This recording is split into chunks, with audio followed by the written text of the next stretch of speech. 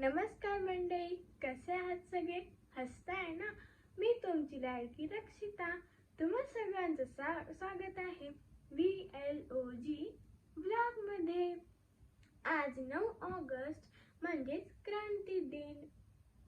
8 August 1942 रोजी भारत छोडो आंदोलन सुरू झाले. हे आंदोलन ऑगस्ट महिन्यात सुरू झाले म्हणून याला ऑगस्ट क्रांती असेही म्हणतात.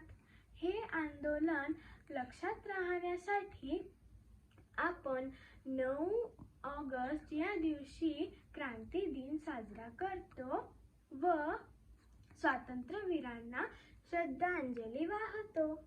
आणि आज आंतरराष्ट्रीय आदिवासी दिन सुद्धा आहे. संयुक्त राष्ट्र महासभेने 1994 साली आंतरराष्ट्रीय आदिवासी वर्षाची घोषणा केली होती.